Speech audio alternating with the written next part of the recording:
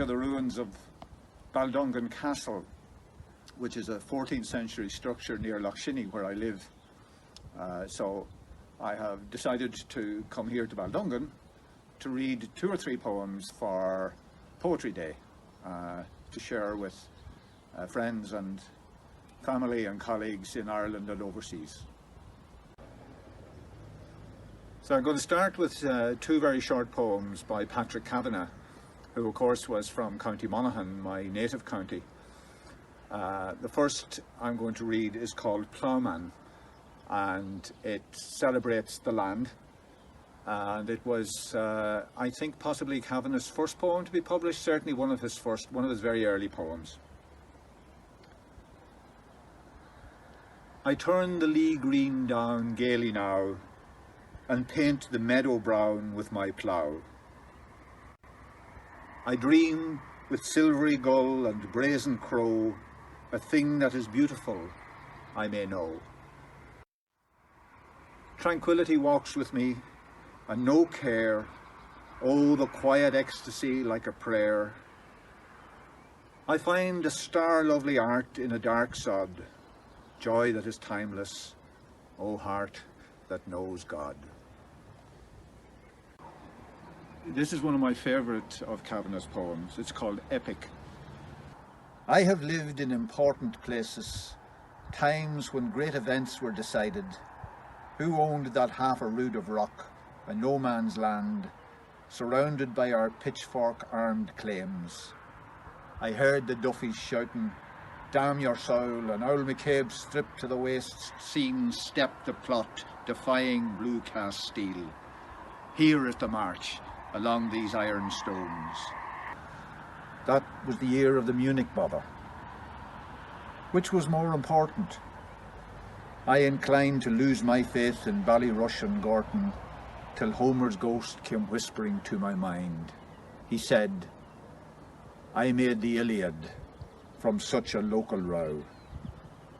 Gods make their own importance.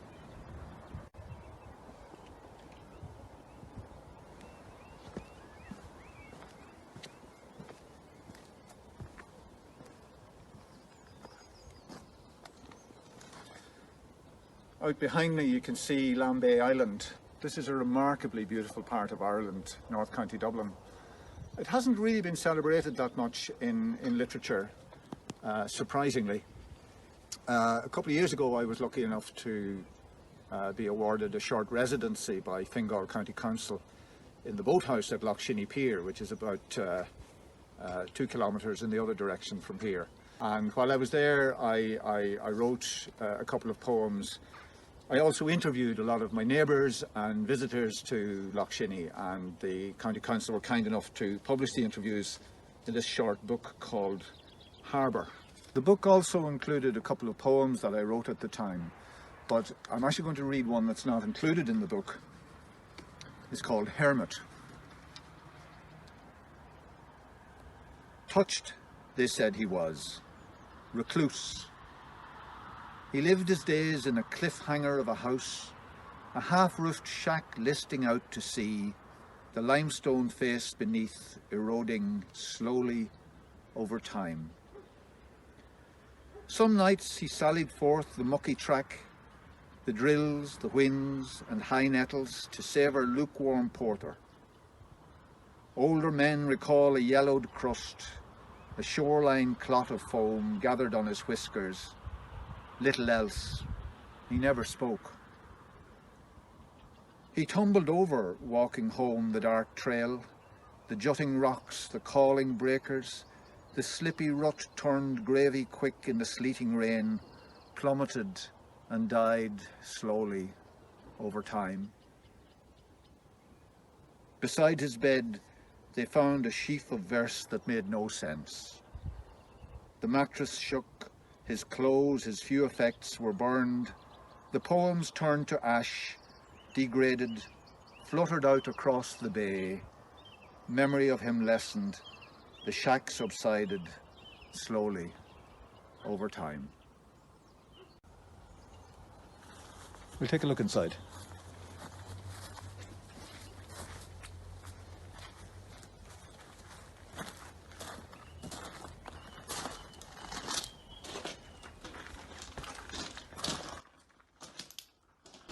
It's tomorrow is the 1st of May, but it actually snowed today. We had hailstones of snow, so the ground is very wet. It's a really extraordinary structure, this. Very peaceful place. It's also a local cemetery. Some of the older families have plots here, so there are still occasional funerals to hear.